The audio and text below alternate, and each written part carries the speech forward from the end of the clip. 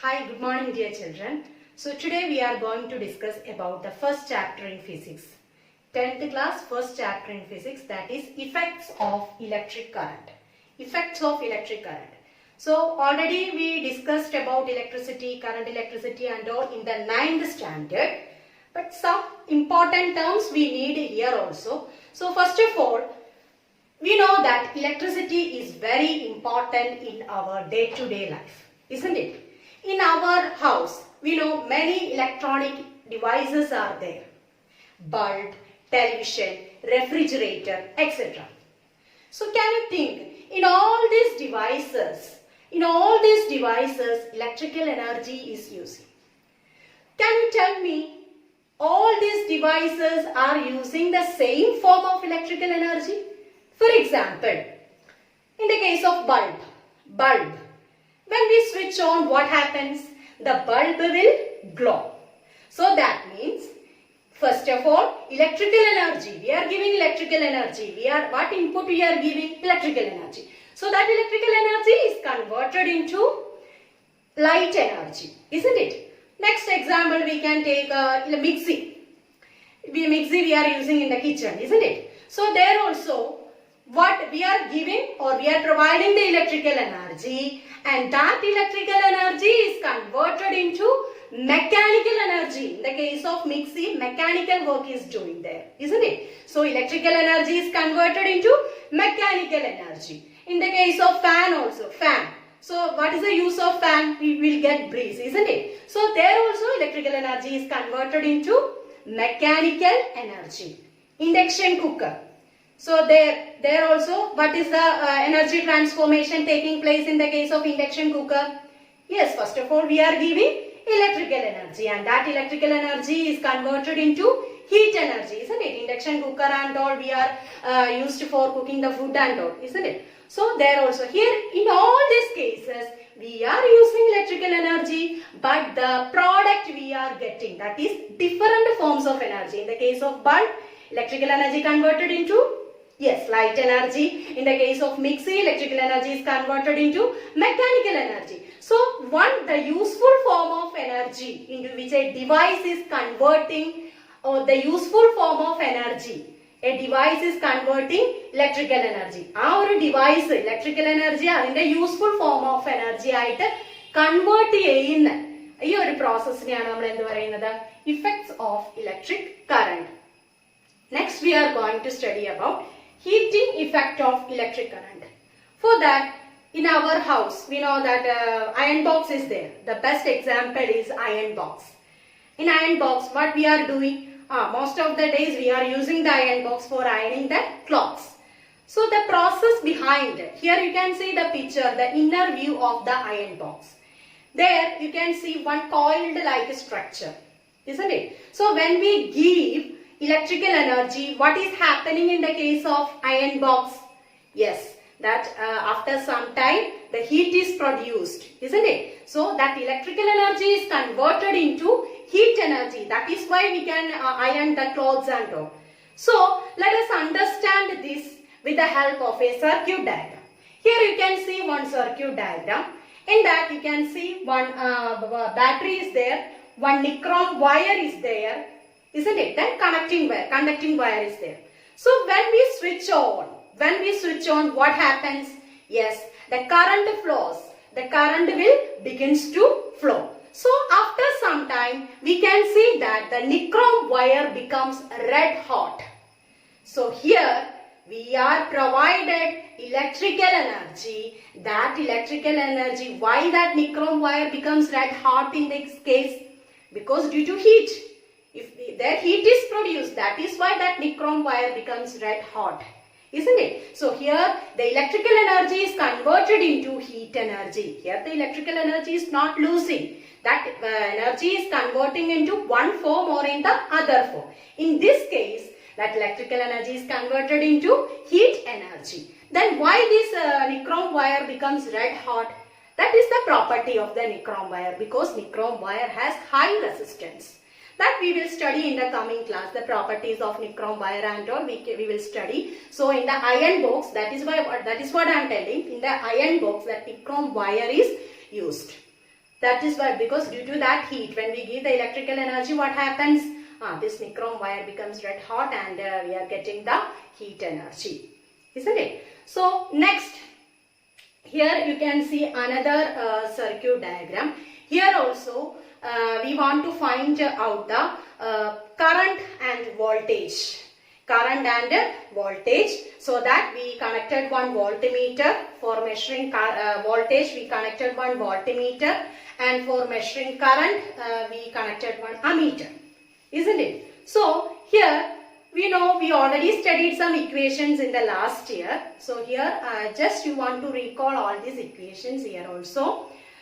So let us see here, imagine here that a resistor, isn't it? Here you can see one resistor in the circuit diagram.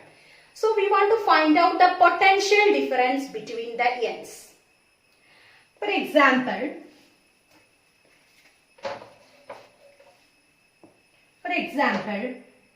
a conductor having 2 points A and B.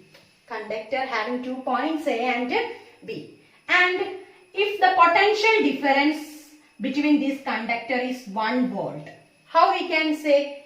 If 1 joule of work is done to move 1 coulomb of charge from this point to this point, we can say that the potential difference will be 1 volt. How we can say? ഒരു 1 coulomb of charge നെ A എന്ന് പറഞ്ഞ പോയിന്റിൽ നിന്നും B എന്ന് പറഞ്ഞ പോയിന്റിലേക്ക് നമുക്ക് ട്രാൻസ്ഫർ ചെയ്യണമെങ്കിൽ അവിടെ നടക്കുന്ന വർക്ക് എന്ന് പറയുന്നത് എന്താണ്? 1 joule of work ആണ്. മനസ്സിലാവുന്നുണ്ടോ? അപ്പോൾ potential difference we can calculate V is equal to W by Q. Here W is the work and Q is the charge. So for another example I will tell you. For example, if 30 joule of work is done to move 2 coulomb of charge, for example, 2 coulomb of charge from one point to another point. How we can write? How we can find out V? That is V is equal to W by Q, isn't it? So here work is 30 by and Q is 2, charge is 2, isn't it? 30 by 2, that is 50. So the potential difference will be 1 volt. എപ്പോഴാണ് potential difference 1 volt ആവുന്നത്? Yes, if 1 joule of work is done to move 1 coulomb of charge from one point to another. And again we want to find out the current. We all know that current is measured using ammeter.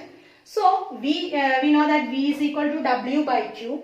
And another equation I am going to write, that is I. What is the equation for current? I is equal to, what was it? Q by T. Q by T. And here we can write Q. From this equation we can write Q is equal to I into T. We can write like this, isn't it? I into T. And this is first equation and this is second equation.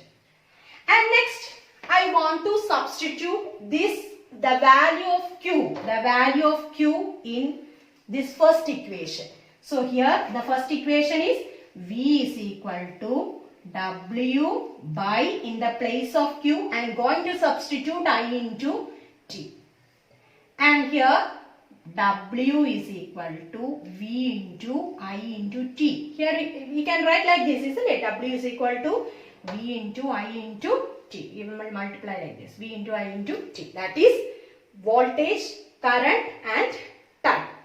Understood? So here work is W is equal to V into I into T. That means in the that diagram means one diagram we saw in the beginning. So there I told you when we give electrical energy, what happened?